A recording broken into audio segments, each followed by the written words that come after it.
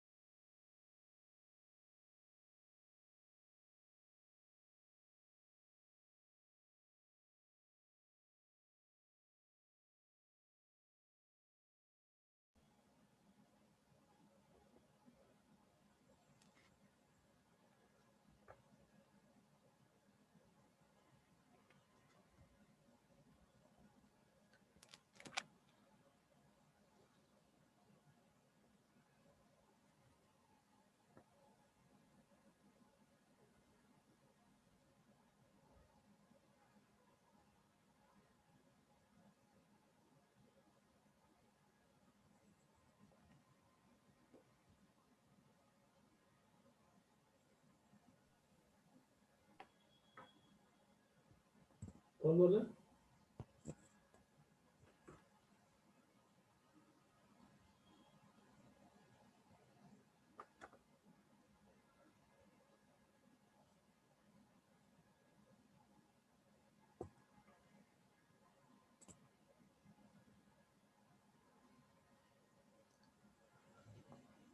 afternoon to all participants.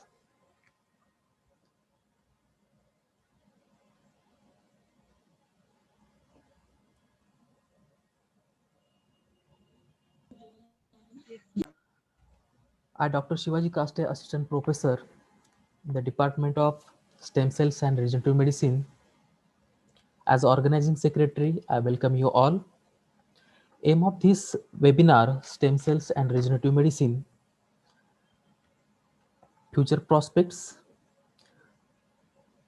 is to aware young minds about stem cells, stem cell therapy, its use in tissue engineering and regenerative medicines, so that young minds will have an option in choosing their career paths in biological sciences.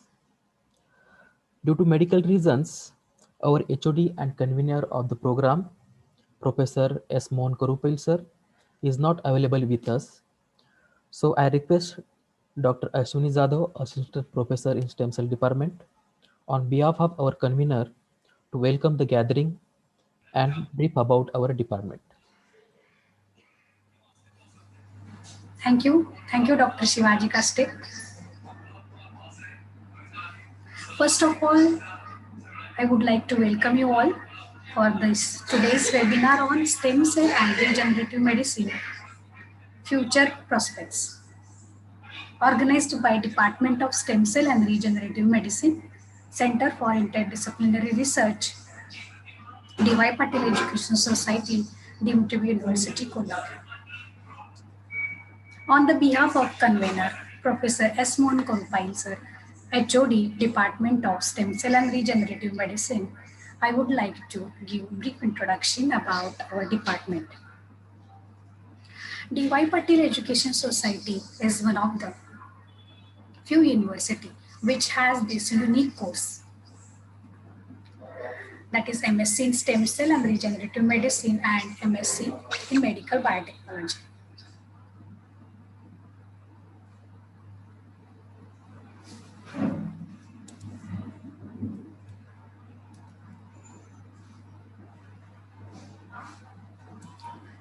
I would like to share information about our authorities. Founder member, Honorable Padma Shri Dr. D.Y. Patil Sahib, Honorable Chancellor Dr. Sanjay D. Patil, Honorable Vice Chancellor Dr. Rakesh Kumar Mudgal sir, Pro Vice Chancellor Professor Dr. Shilpa Sharma Madam, Dean D.Y. Patil Medical College, D.Y. Patil Medical College, Professor R.K. Sharma sir, Dean and Research Director, Center for Interdisciplinary Research, Professor C.D. Lokhande sir, Registrar Dr. B.B. Rossi sir.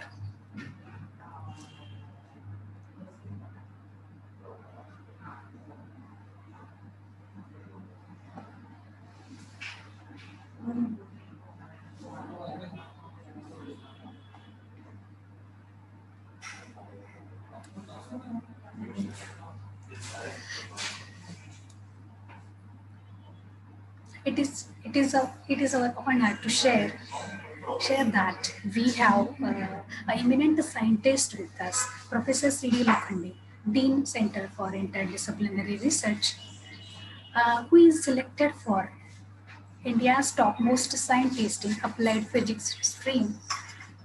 And I'm very happy to share this information with you all. These are our faculty members. Professor S. Mohan Karupil, HOD, Department of Stem Cell and Regenerative Medicine.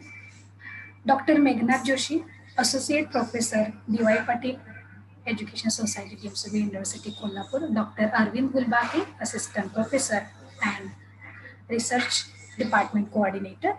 Dr. Ashwini Zadav, Assistant Professor. Dr. Arpita Pandey Tiwari, Assistant Professor. Dr. Shivaji Kaste, Assistant Professor in our department. So these are research areas of this department. First of all, that is drug delivery system, that is, and also uh, cancer therapy, then signal transduction therapy, anti-biofilm activity study, bioinformatics study, as well as nanobiotechnology. So this is list of a project, ongoing project in our department. Generation of tissue engineering, functional kidney, then another project in SCRB DST, surface modified magnetic solid lipid nanoparticle for imaging and hyperthermia with a dual drug therapy in colon cancer. Identification of molecular targets of bioactive molecule in candida albicans is one of the project, intramural project, and study of surface engineered lipid nanoparticle for site-specific delivery. These courses offered by this university, postgraduate courses, that is MSc in stem cell and regenerative medicine, MSc in medical biotechnology, then PG diploma in stem cell and regenerative medicine, PG diploma in bioinformatics. Also, PhD program in stem cell and regenerative medicine and medical biotechnology. So we have state-of-art facility in our department. We have animal tissue culture laboratory with well-equipped laboratory, and along with that, we have molecular biology lab. And our faculties and students are involved in a molecular biology lab, and here we also do the diagnosis, that is SARS-CoV-2 diagnosis by using RT-PCR. We have conducted various programs, that is national and international conferences, seminars. So this is one of the successful program. Professor Dr. Gokul Das from Roswell Park Cancer Research Institute invited for this international conference.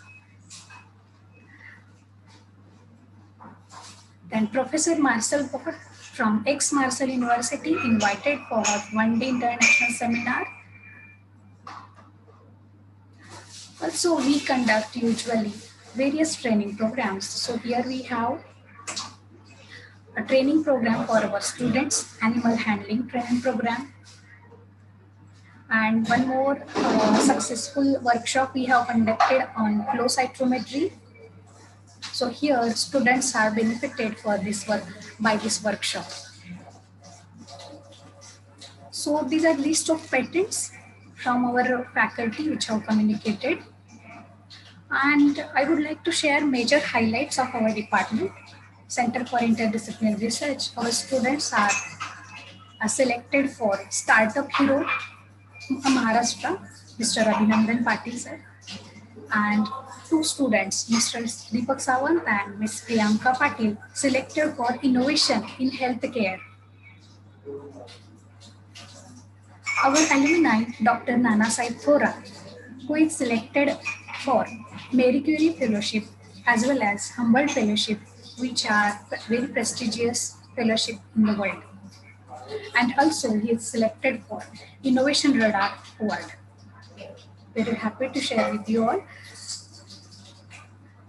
Also, this department has connected with various universities and institutes. So we have signed MOUs with various reputed institutes. So with this brief introduction, I request Dr. Meghnad Joshi. Before that, I would like to share you introduction of Dr. Meghnad Joshi.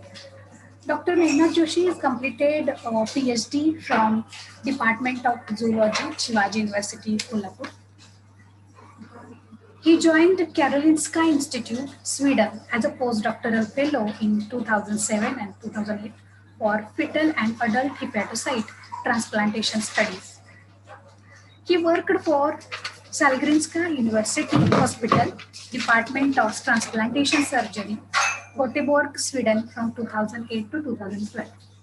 He also awarded with TTS New Key Opinion Leader in Sweden.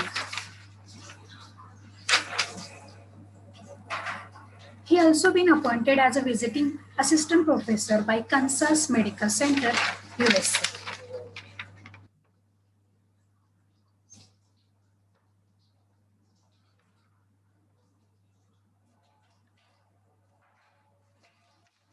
So, I would like, with this brief introduction, I request Dr. Meghna Joshi to deliver his talk on stem cell and regenerative medicine.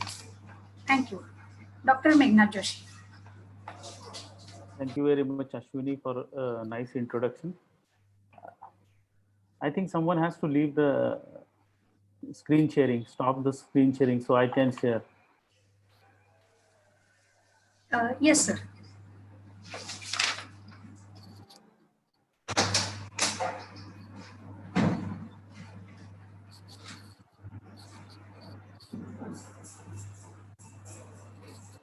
Good morning to all participants. Warm welcome from Department of Stem Cells and Regenerative Medicine. So I thought it's a good opportunity for me to interact with all of you and give insights of stem cells and basic experimental research carried out in stem cells and regenerative medicine. I take opportunity to introduce my department. As Dr. Ashwini has already given or she has introduced.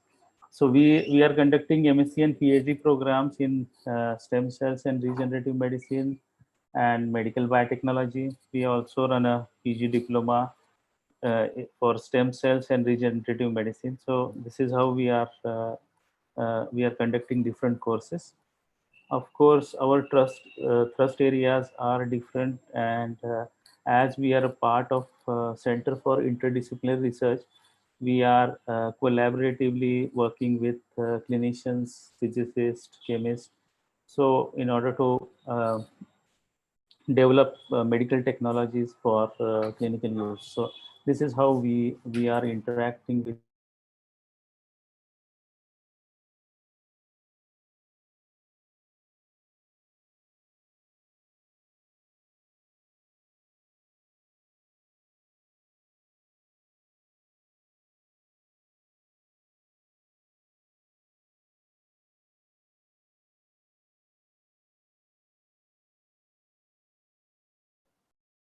Hello. Yeah. So these are the advanced facilities which we have in the department. We have X-ray diffractometer, electrochemical workstation, infrared spectroscopy, impedance analyzer.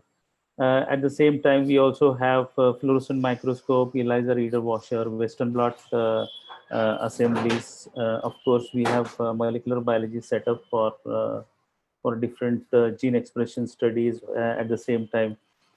Detection of viruses.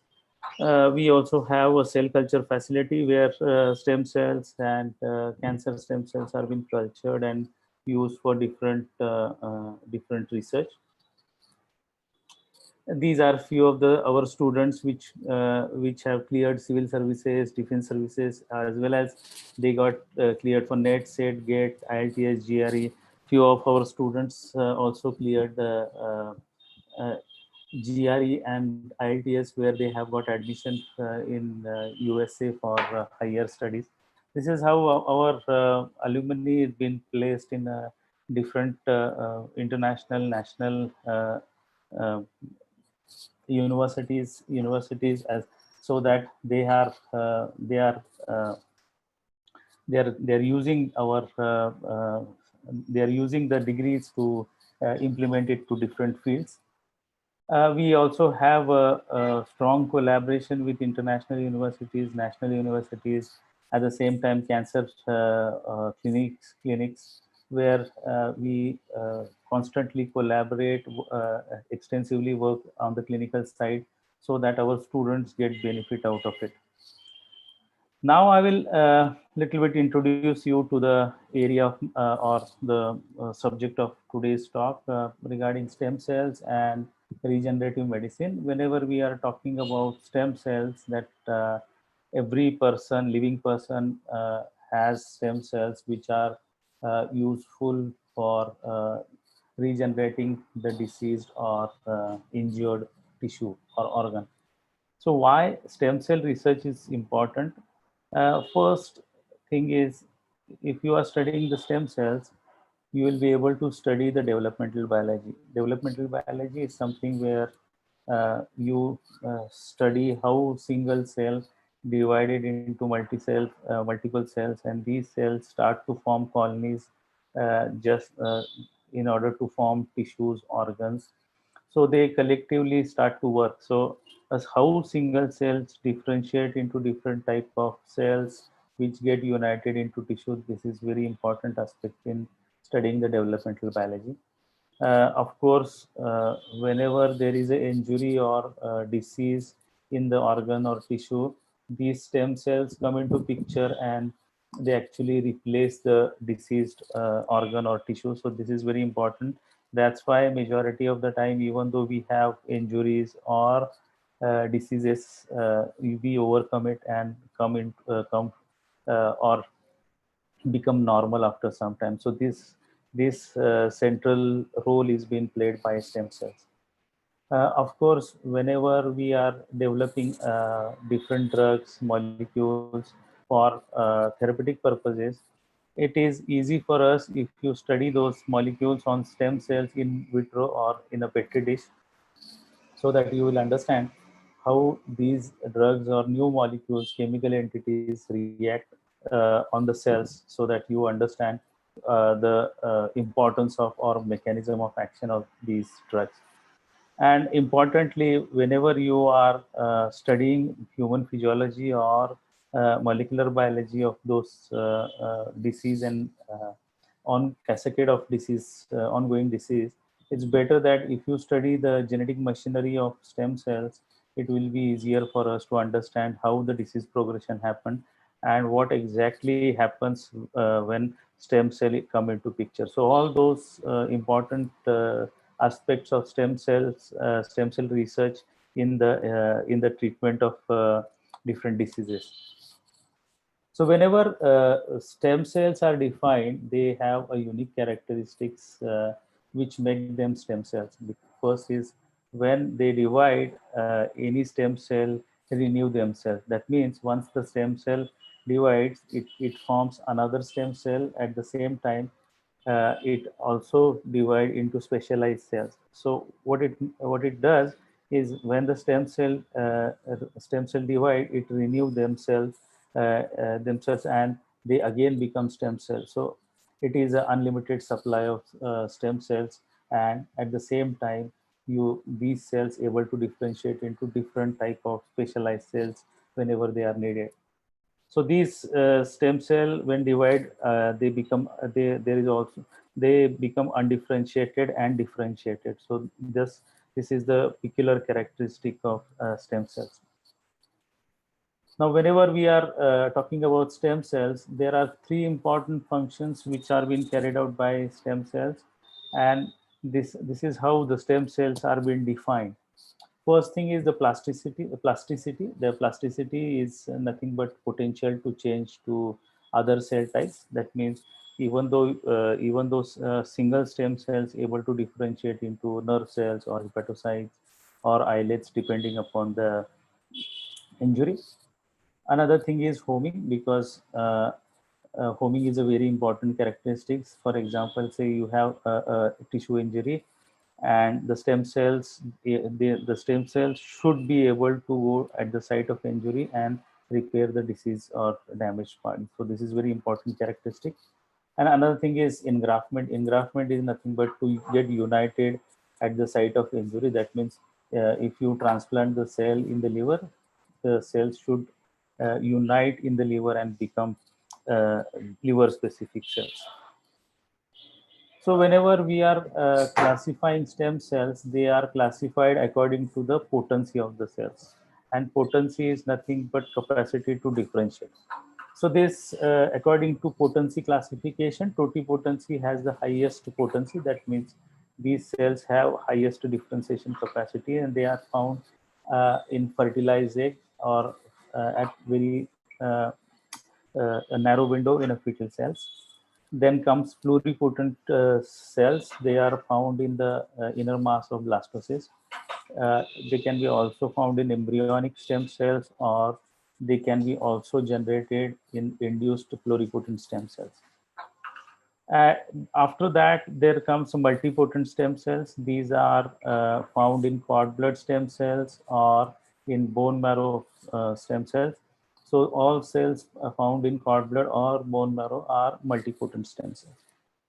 At the last, you define stem cells as unipotent stem cells. They are found particularly in organs, or sometimes you could also classify mesenchymal stem cells as a unipotent stem cells. So these are the different stem cell sources. Of course, they are classified into three origins: embryonic stem cells, fetal stem cells, and adult stem cells.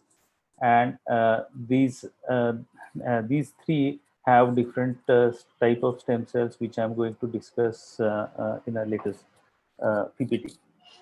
So umbilical cord blood, umbilical cord, placenta, brain-derived cells, olfactory or nasal passage tissue, adipose tissue, intestinal lining, skin, surface of eye, muscles, peripheral blood, and urine can be a rich source of adult stem cells. So this animation is to define stem cell sources and potency, and how potency changes with the developmental stages. So whenever we are classifying, the highest potency is found in embryonic stem cells, and as soon as there is a progressive loss of potency, and the cells more and more become developed and cell become more specialized when they are in a adult life. So whenever we are talking about the totipotent stem cells, they can be only found till third day after fertilization. So whenever there are four cell embryo, these cells are only totipotent. That means if you isolate a single cell from this egg, this single cell able to generate entire embryo. So this is a very peculiar characteristic of totipotent cells, and this can be only there till day 3. So once the day 4th is happened, these cells become pluripotent. That means there is a loss of potency. Now these pluripotent stem cells can be found in fetal life. So these are can be found from age 5 to 14 days. These cells are pluripotent. You could find it in early blastocyst or early fetal life. So these, even though you get a single cell from this origin, you will be able to differentiate into 3 germ lines. So these cells, a single cell able to differentiate into 3 germ lines. So this is a peculiar characteristic of pluripotent cells. Now, during the progressive loss of potency, that goes with time. So during the development, these cells become adult, and adult also have multipotent cells, oligopotent cells, and unipotent cells. I'll I'll give you a few of the example as it works. Now, at the first, cord blood comes at because the age of the cord blood is 9 months, and that is the only cells you find it in adult cells which have the age of 9 months. So after cord blood, you will never find any cells of this age. So these are very precious cells, and have multipotent cells able to differentiate between lineage specific. Of course, there are bone marrow where different cells they can be of use, and then there are tissue specific cells. That means you will find stem cells in every tissue, which actually help them to restructure the organ according to the disease condition. That means they come into picture, and they trigger the regenerative response. Now, whenever we are talking about stem cells, whenever you are looking in the microscope, they are actually look same, because stem cells, until and unless you stain them, you will not be able to differentiate between differentiate between the normal cell and the stem cell. So how you do it? because those stem cells express a specific markers such defined as cluster of differentiation, and they are very specific to specific from cell to cell, which can be useful for defining stem cells, and it considered to be a gold standard method for defining stem cells. And now people are using different CD markers which are attached with fluorochromes or HRP, which can be easily identified using immunohistochemistry or fluorescent microscopy or flow cytometry, where you will be able to identify different population of stem cells. I'll give you example how you are going to. So this is how a peculiar uh, uh, photograph of phase contrast cell culture thing. Now this is a typical hepatocyte culture, primary hepatocyte culture, and this is a mesenchymal culture. So whenever you are looking at cells under the phase contrast microscope, many cells look like same, and you will not be able to identify which is stem cell in this heterogeneous population. So CD markers are of very important whenever you are defining cells. In other words, you could actually define these cells in by phenotyping. Phenotyping is the characteristic are according to CD markers. So you could define there are epithelial markers such as CD34, CD133, CD90 positive, or mesenchymal markers such as CD271, 90, CD29, 44, or endothelial markers such as CD31, VEGFR2, then TIE2. So these are markers can be important in defining stem cells. This is typical flow cytometric characterization of CD271 positive cells that are also called mesenchymal population, and particularly how you define it. So this is CD34. It's a epithelial marker, and expression of CD34 is absent in this cell population. That means these cells do not express CD34 molecule. At the same time, if you are defining positive expression, you could see here the CD44 population is high for in these cells. That means you could actually see the expression of different markers in a mixed population, and this is possible due to flow cytometry analysis. Of course, visualization is a good technique which can be done using immunocytochemistry. That means you culture the cells onto slide and actually visualize for expression of different marker. For example, here I have presented characterization of human fetal hepatocytes for different markers. For example, this green fluorescent protein is the expression of albumin, because these are hepatocytes and they express extensively albumin. That's why this green staining has been fine. At the same time, these are the fetal cells, though they express alpha fetoprotein. At the same time, different cytoskeletal protein for the hepatocytes. So these are the different expression of cells, and they actually useful to characterize the population of stem cells. Now I don't think that I should go detail about the different type of cells, because I think Dr. Shivaji will again introduce to the to this field. So I'll start to brief about the cellular sources. First comes the embryonic stem cells. Embryonic stem cells, actually these cells come from embryo. That means actually you need to sacrifice. These are proven to be unstable because they have high potency. They able to differentiate into three germ lines. They can proliferate very high. Many times it has ethical challenge because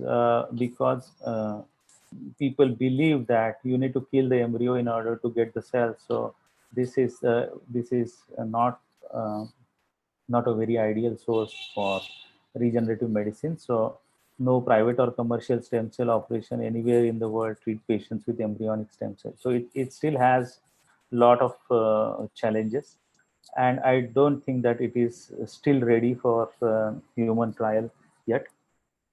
Of course, fetal stem cells have a better opportunity because you have a better availability. Majority of the time in Europe, fetal stem cell research has been well accepted because they have they have a law where actually unwanted pregnancies can be given for the research. So this you could actually have use those cells for different clinical as well as basic research. Importantly, they have those cells have a greater availability. Of course, proliferative capacity, plasticity is very high. These cells are less immunogenic. They can adapt, integrate to the different environment. You could actually cryopreserve and keep it for quite longer time. And most importantly, they have a limited lifespan because they don't proliferate endlessly. So you have better better opportunity for not to form any kind of teratoma whenever you are using fetal stem cells. So clinical feasibility of stem cells is very high. I would like to give you some of the insight of what type of work which we have done in my lab.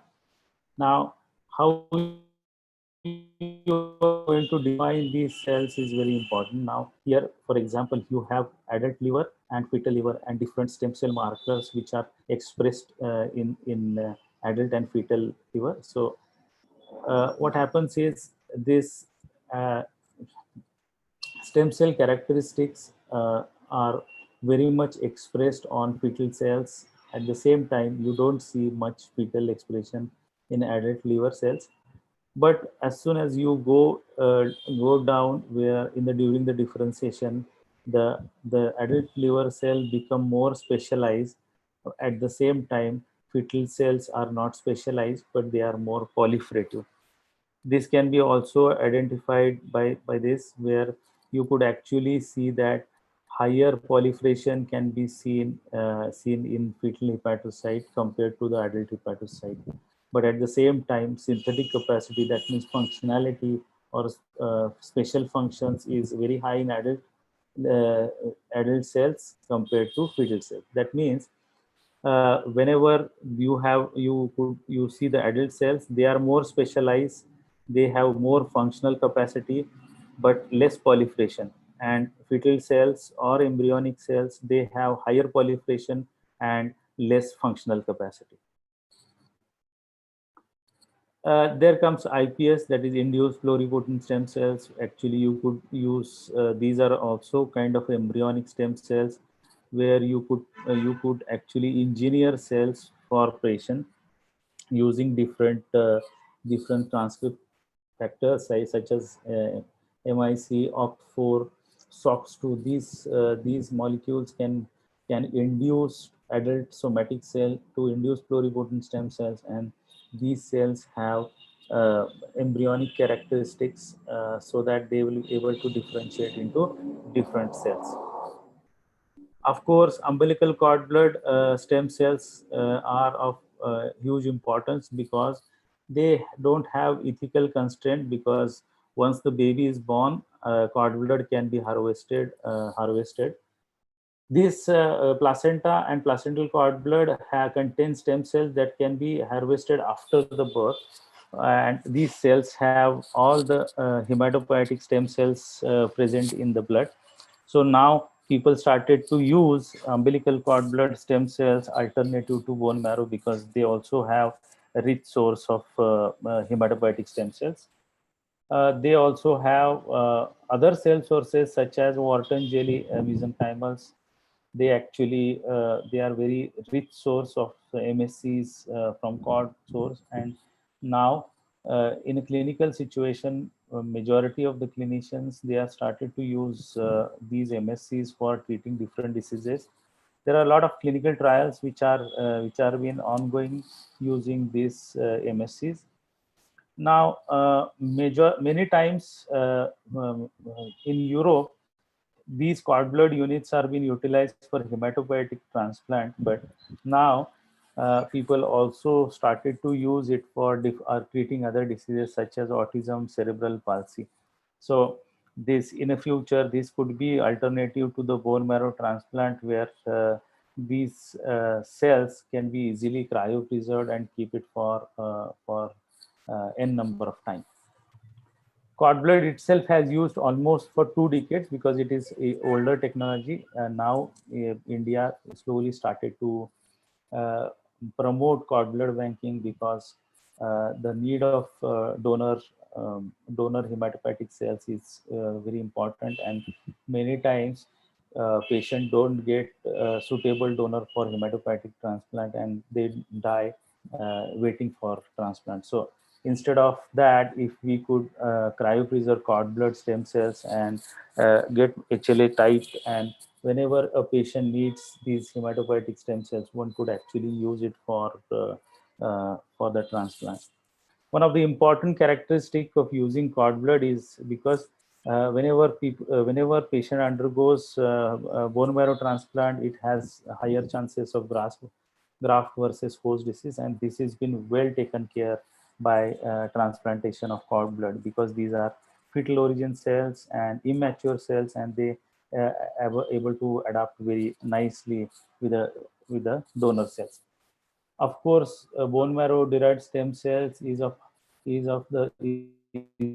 the largest source of cells which are being used in clinic, because you have lot of variety of cells present in the bone marrow. Of course, multipotent mesenchymal stem cells and hematopoietic stem cells can be found in bone marrow.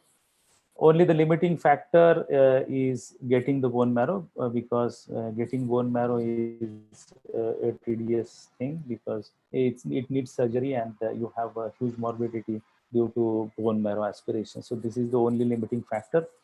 Of course, there are new things coming up where those bone marrow, getting bone marrow is also easy and can be harvested using apheresis machine. I'll discuss it with later.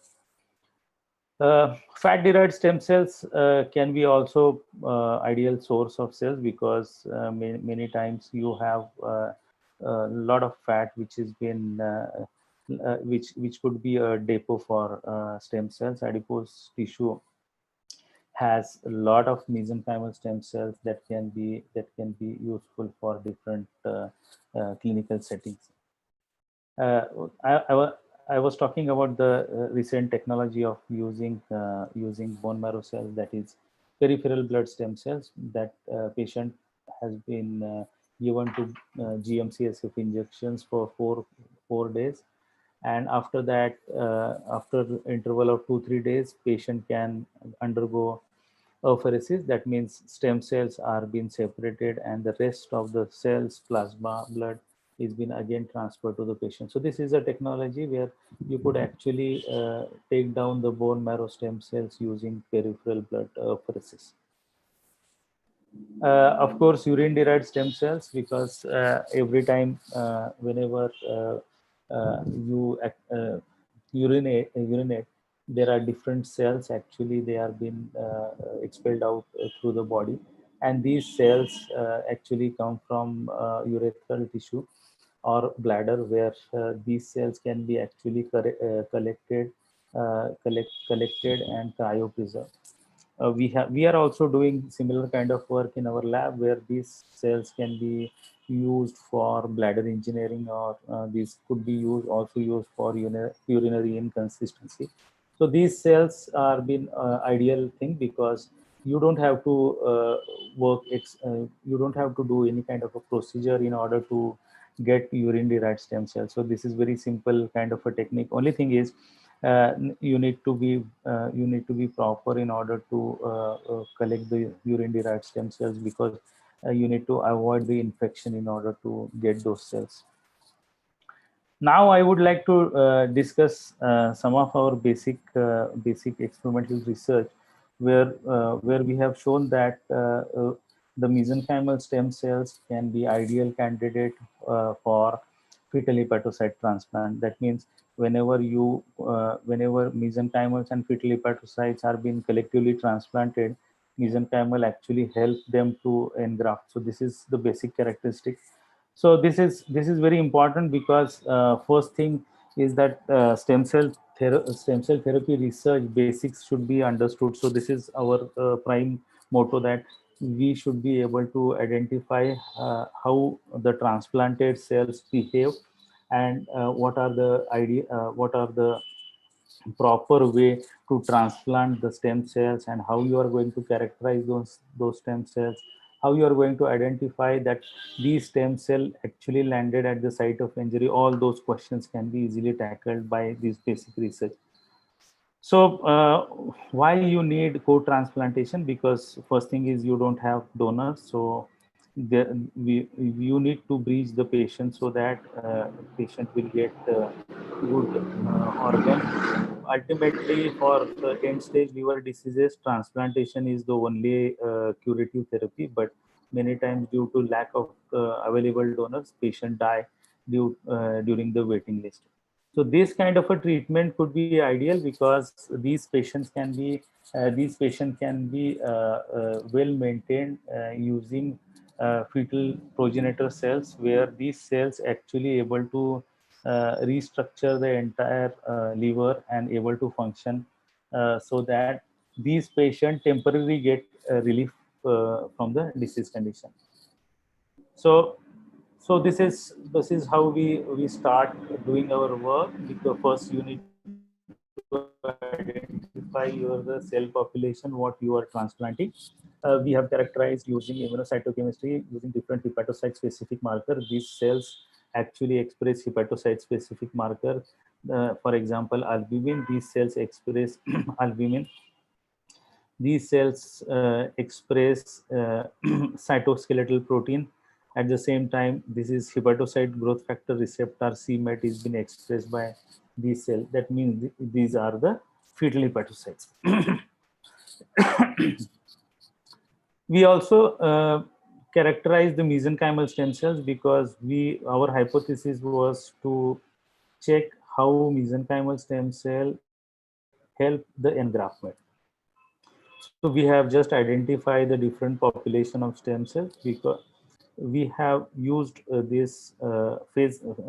have used HRP antibodies for this, because these cells are green fluorescent protein. They are fluorescent labeled cells, so you cannot stain with the green antibodies. So we have stained it with HRP. Of course, these cells express CD44, then 73, 166, which is a peculiar expression of mesenchymal. These cells don't express CD34. So this is very important that these are the non-hematopoietic cells.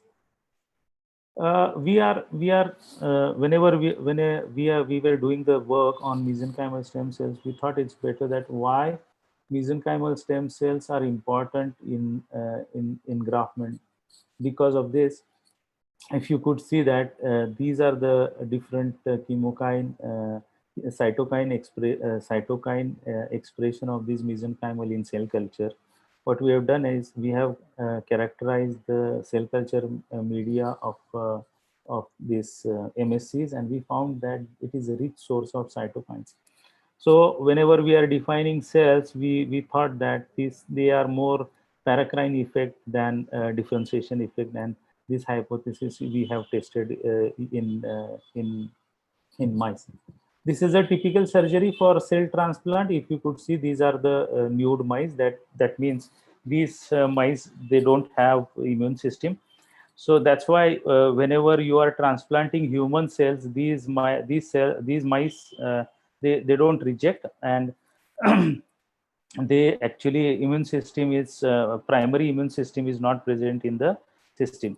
So what we do is, first thing, we injure the liver, and the next challenge is to partial hepatectomize do the partial hepatectomy.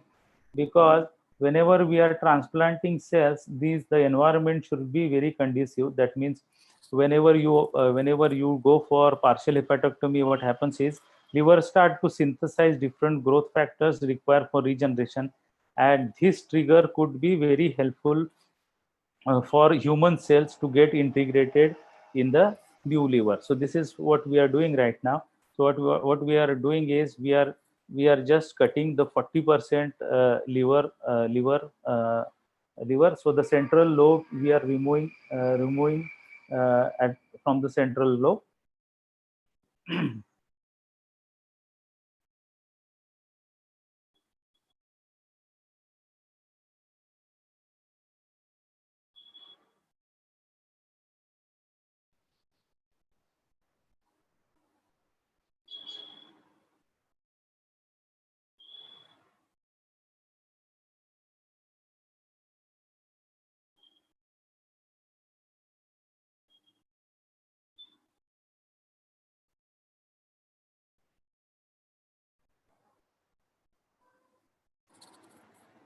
So this partial hepatectomy has been done. Then what we do is we transplant the cell and check how the transplantation procedure is been analyzed, because you are transplanting human cells in a mouse, so you will be able to identify human cells in mouse liver.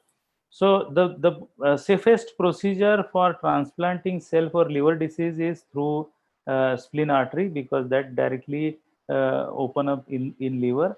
So the safest way is to inject your cells into spleen, so that from the spleen artery the cells will directly go to the liver. So what we do is here is we have transplanted mesenchymal stem cells along with fetal hepatocytes in the spleen. So cells will directly land up in liver. As you will be able to see how the cell transplantation is being carried out. So this is injected. The cells will be injected in the spleen, and if you could visualize here at this area, because right now it has a perfusion.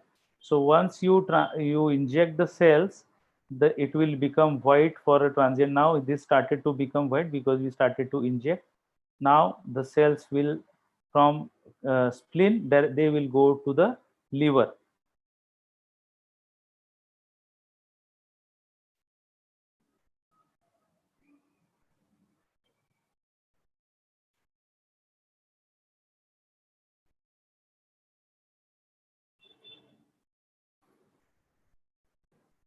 So slowly the stem cell transplantation is carried out. If you could see up, the liver lobe become completely white. That means the cells become or cells are introduced in this liver lobe. Now after transplantation is carried out, what we do is we do cautery and seal the area of injection, and this is it. So what we do is we wait for 4 weeks, and then do the analysis of the liver for transplanted cells.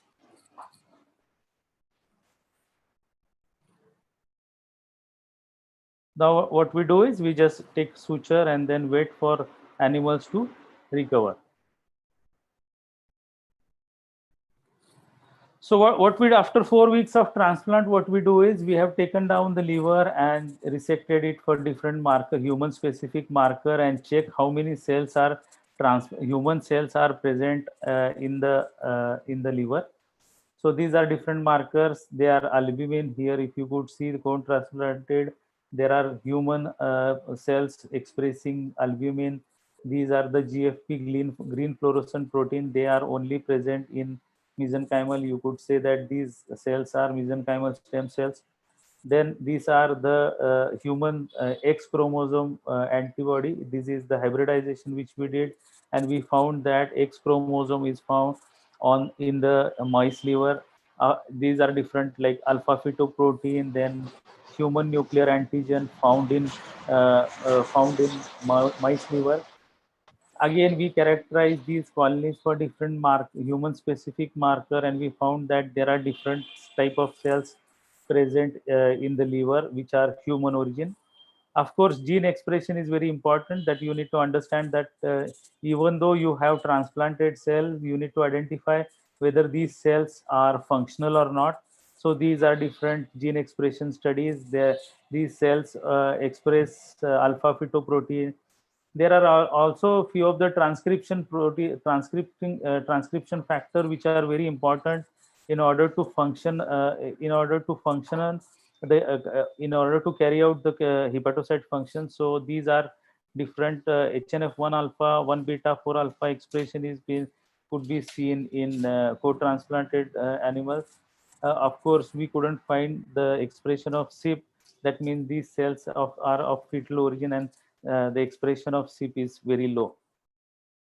We also did quantification of cells present in the liver, and these we found that the cells in co-transplanted animals have the highest transplant, which again prove that mesenchymal stem cells actually help in engraftment of fetal hepatocytes.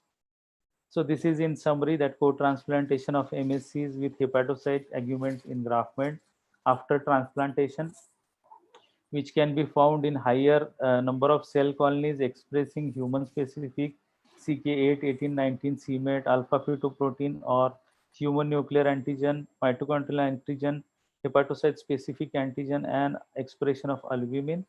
Another important observation of this study is that these mesenchymal stem cells did not differentiate into hepatocytes. That means these cells actually work as a facilitator cells, and they don't differentiate into cells. Thank you very much.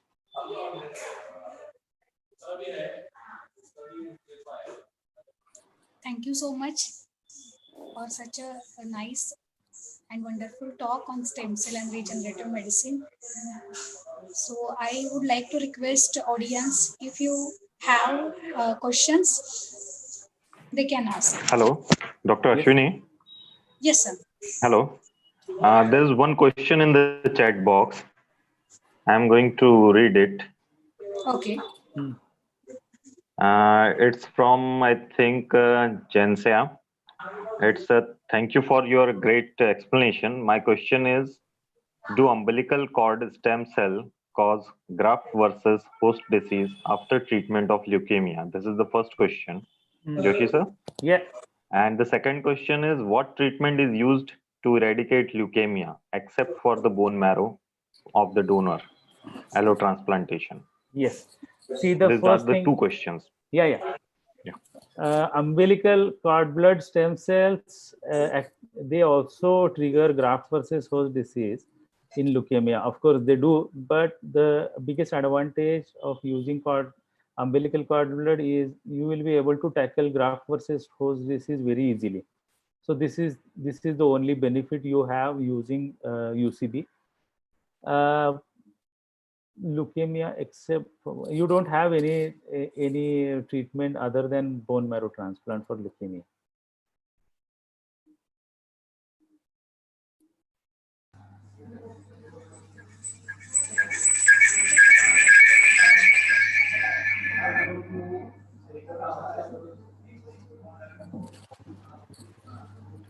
Okay. Any other questions?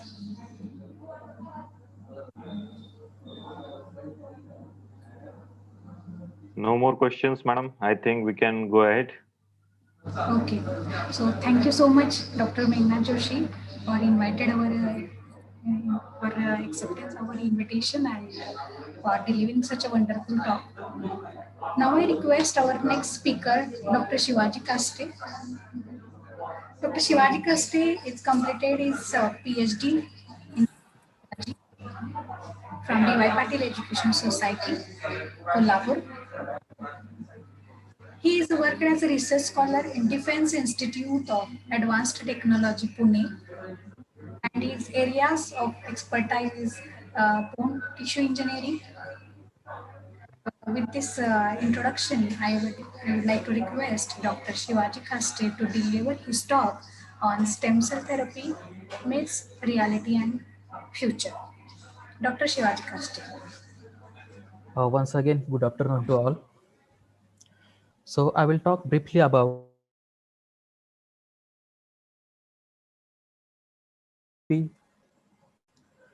so in this most of us are aware about stem cells, what are stem cell therapy, because sometimes lack of information it also create some doubts in our mind.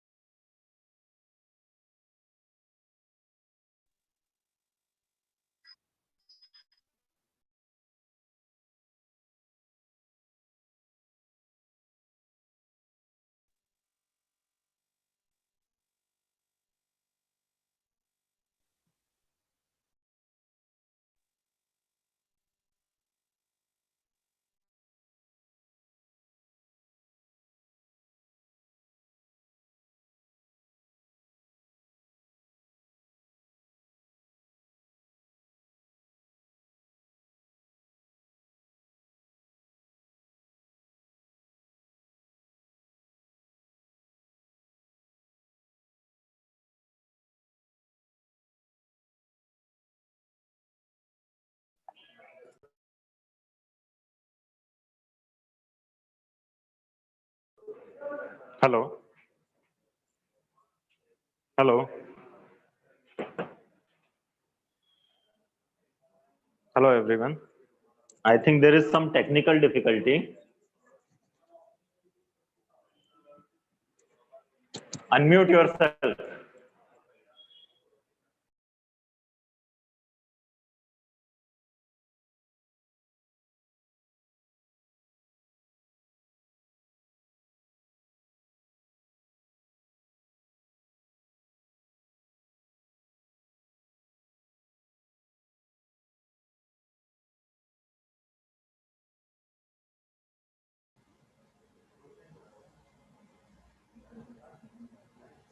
Okay, now am I audible? Okay, Yes, so now it's audible. we were Okay. talking about stem cell awareness and how much information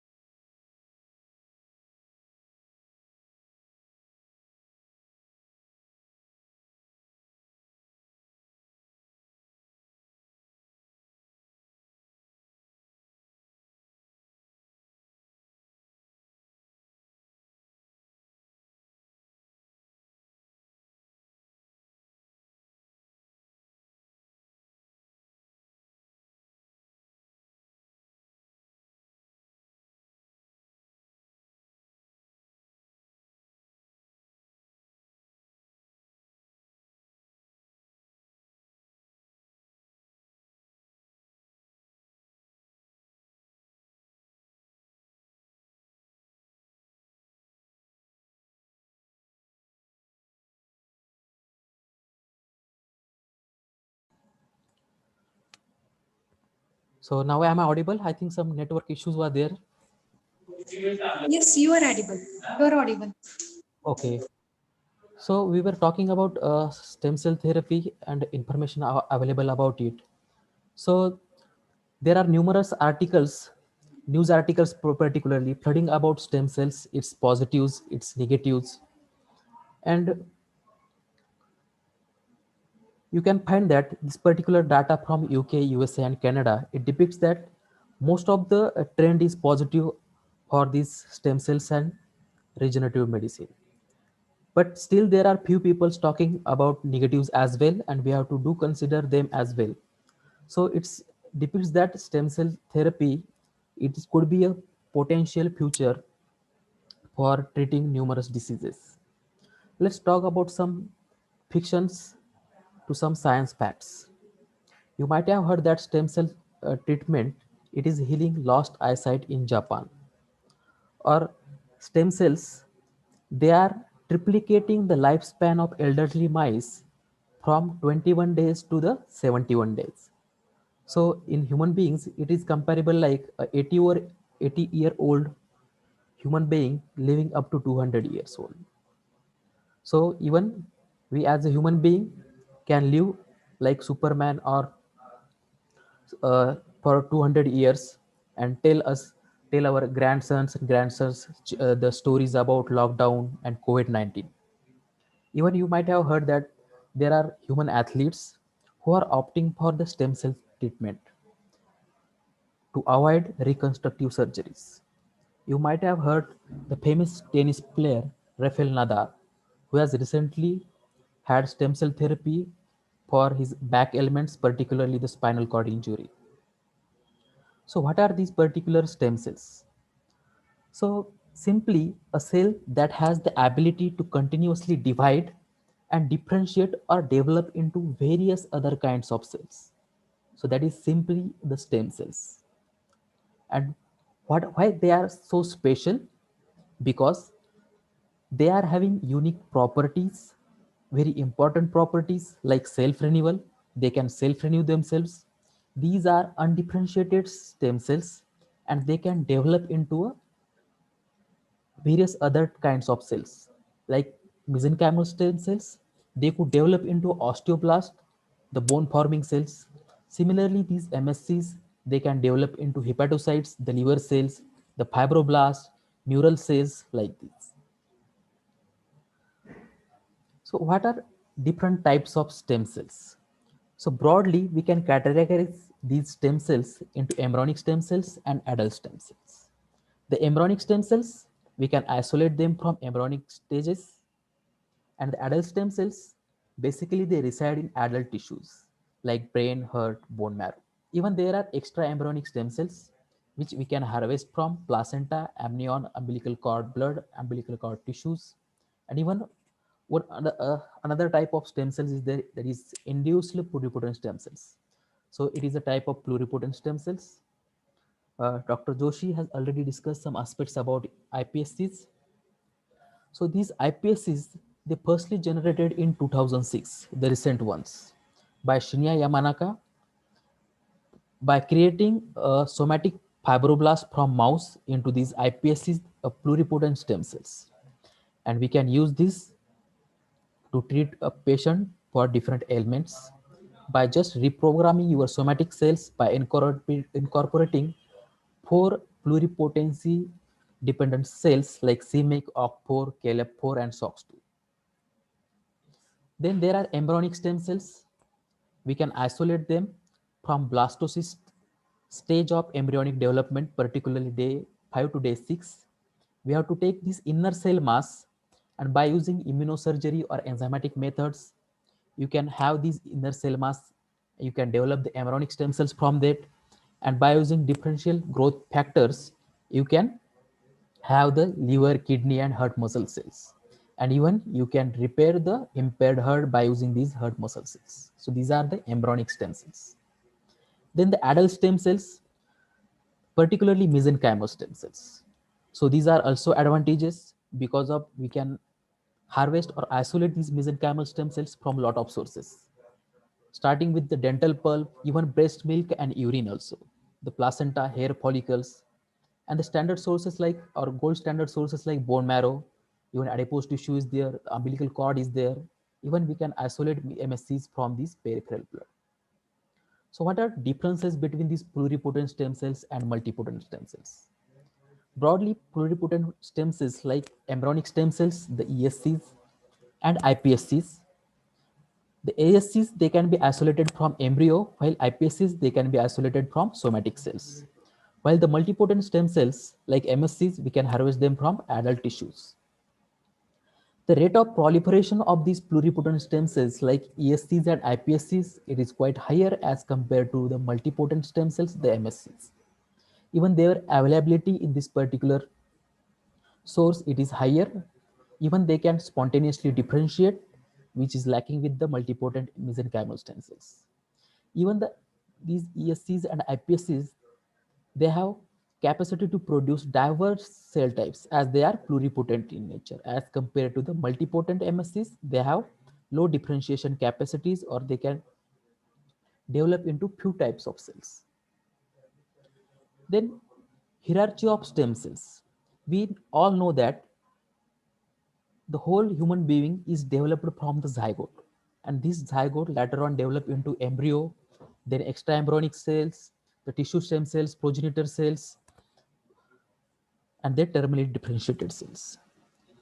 This zygote, it is a totipotent in nature, as all the types of cells in adult one, it is created from the zygote, and we can harvest the embryonic stem cells from these embryos.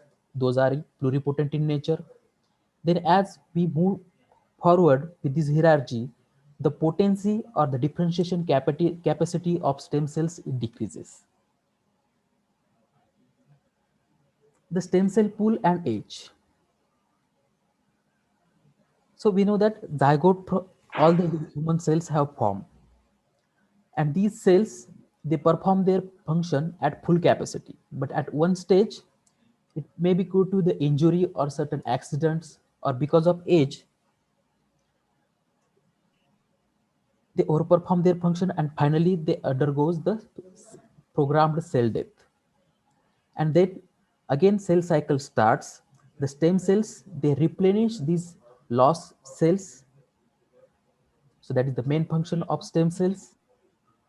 But as we age, our stem cells lose their regenerative capacity. Say example of a baby which is having a bone fracture. It can be healed easily because this baby is having large pool of stem cells. But adult one, say example adult with more than 60 years, it will have a very less stem cell pool. And a particular bone fracture in this adult, it will not be healed as quickly as in the baby. Let's talk about stem cell research statistics, the publication wise. So stem cell research, it has grown tremendously in last 20 years, and it is well seen in these statistics. And among these stem cell research, the leading countries are US, Canada, European, and Chinese, and India is not behind in this also. We are talking here about the registered clinical trials with respect to the stem cells. Among these registered clinical trials, most of the clinical trials, they are focusing on the diseases or disorders related to the bone and cartilage, heart, neurons, immune and autoimmune diseases, diabetes, kidneys, lung and liver, and others.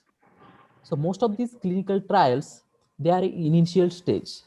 Most of the clinical trials you will find they are in the phase 1 or phase 2 trials, and very few clinical trials they have reached phase 3 or phase 4 clinical trials. So what are the potential applications of stem cells? You can have stem cell therapy for various ailments, starting with the stroke, even Alzheimer's disease, Parkinson's disease, your baldness, blindness, even few types of cancers, osteoarthritis, muscular dystrophy, like this. You know this, who it is? It has almost scared all of us from last 1 year, right? And maybe from next week, the UK citizens may get a vaccine against it, but still we don't have any successful drugs available to treat this COVID-19. But the Israel scientists, they claim that they can treat this COVID-19 patient with 100% survival rate. So stem cells to cure COVID-19, is it possible? Yes, if you search, you will find there are more than 50 plus clinical trials going on stem cell therapy for COVID-19. And why this is possible? It is possible because of the immunomodulatory, anti-inflammatory, antiviral properties of stem cells. ARDS, that is acute respiratory distress syndrome, it is the main cause of morbidity and mortality related to the COVID-19 infections, and it is caused by cytokine storm. So the immunomodulatory and anti-inflammatory properties of mesenchymal stem cells and the secretome or exosomes secreted by them, they mainly mitigate with this cytokine storm. And also the differentiation or transdifferentiation properties of mesenchymal stem cells, they help to regenerate the alveolar cells. So that's why many clinical trials are going on, and in this publication mainly we have discussed various aspects regarding the mesenchymal stem cells, the exosomes or secretomes, and how they are useful for COVID-19 treatment, and what is the current status of these clinical trials here. Then what are stem cell therapies which are claimed to be and which are in reality now? You will find people claim nearly about any disease you take, it can be treated by stem cells, but it is not the case, because several clinical trials, they are in preclinical stages for the like musculoskeletal disorders, cardiovascular diseases, it could be diabetes, it could be Parkinson's disease or ALS. But there are validated stem cell therapies for cornea, skin and hair, bone, and you all know about hematopoietic stem cell transplantation or bone marrow transplantation. Even you might have heard the well-known institute LV Prasad Eye Institute in Hyderabad, India. It is well known for stem cell therapy for corneal repairs, and even hematopoietic stem cell transplantation or bone marrow transplantation. We are using this since many years for various immune diseases and several types of leukemias. So, what US FDA says about this particular stem cell therapy? See, FDA, its main focus is on safety and efficacy as well as standard manufacturing practices. So US FDA along with International Stem Cell Society for Stem Cell Research and United States Pharmacopoeia, they have released guidelines on human cellular and tissue-based products. And they have categorized under 21 CFR 1217 part for the regulation of these stem cells products. So are stem cells drugs? Because to treat a variety of diseases, mainly cell therapy and stem cell based regenerative medicine therapies are given. It can be given in alone or in combination with the conventional drugs. And technically speaking, the FDA calls stem cells as biologics.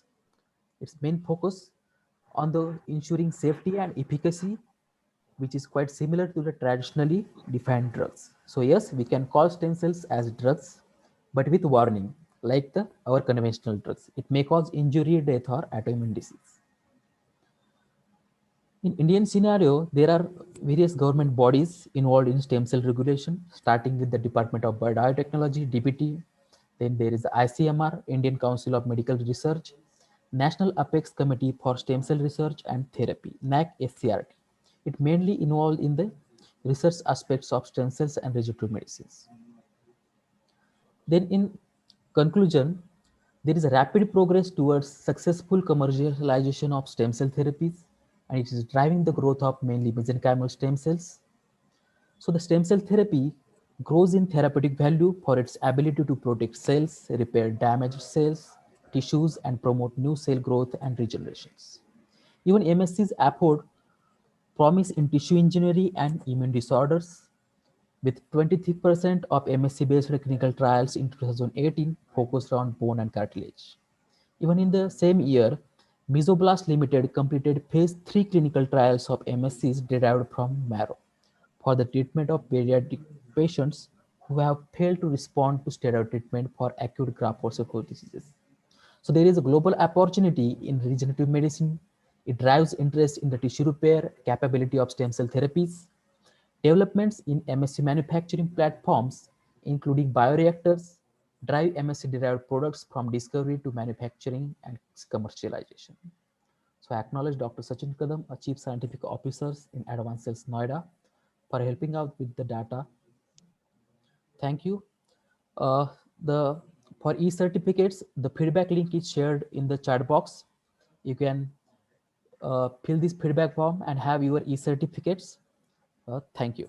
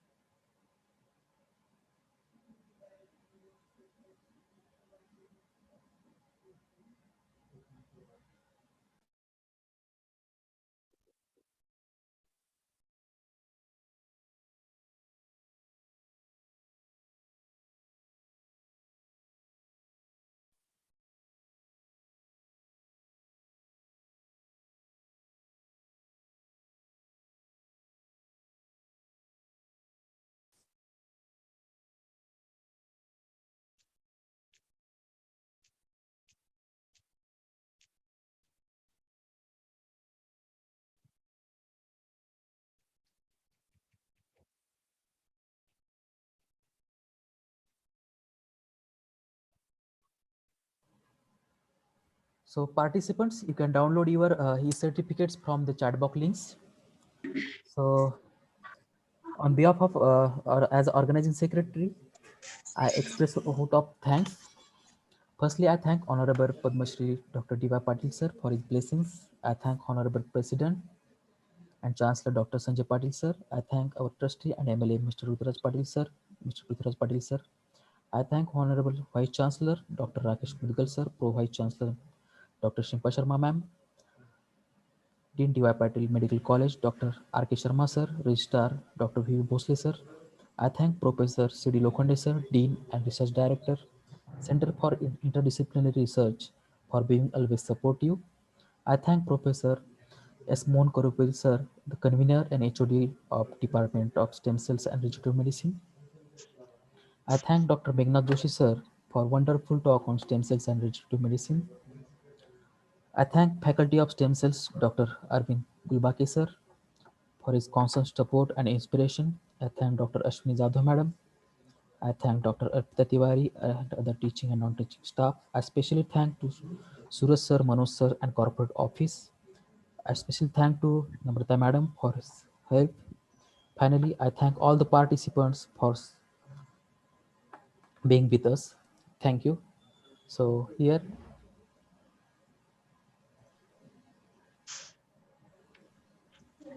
So with this, I conclude that our webinar is over. Thank you. Thank you, one and all.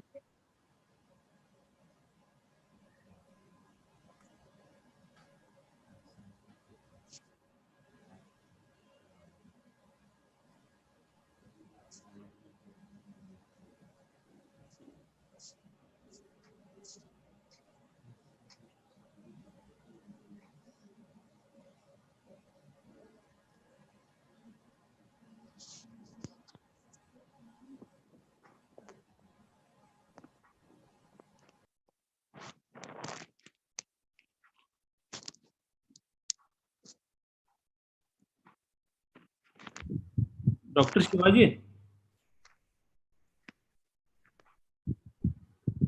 Dr. Shivaji.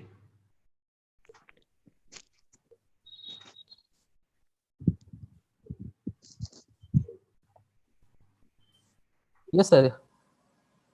युट्यूबचं जे हे आहे ना ते मला पाठवणार काय ते link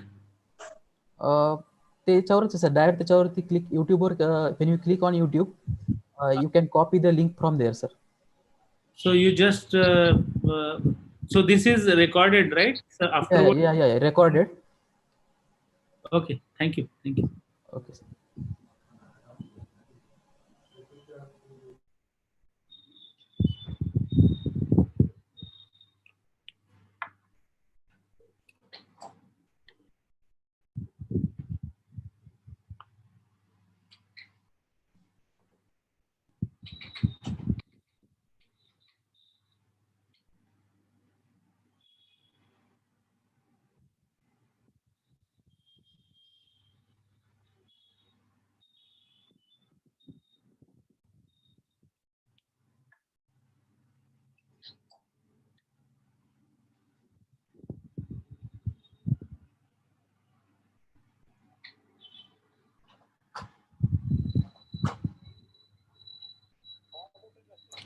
वो मैंने आपको वो भेज दिया यूट्यूब का ईमेल पे.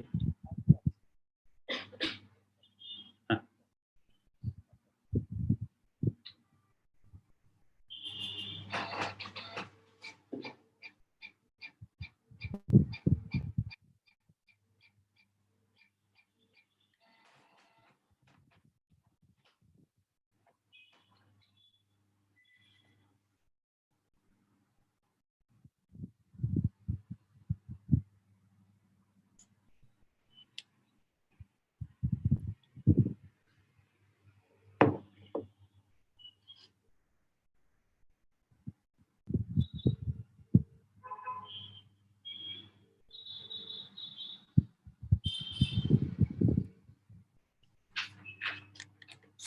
ते रेकॉर्ड झालेलं असते काय?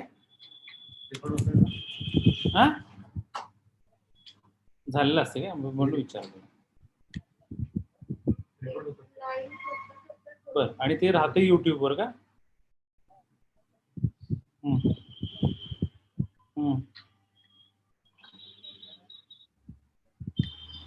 हा? हा. ते रेकॉर्ड झालेलं असते का? बर. हा? झालेलं असते का?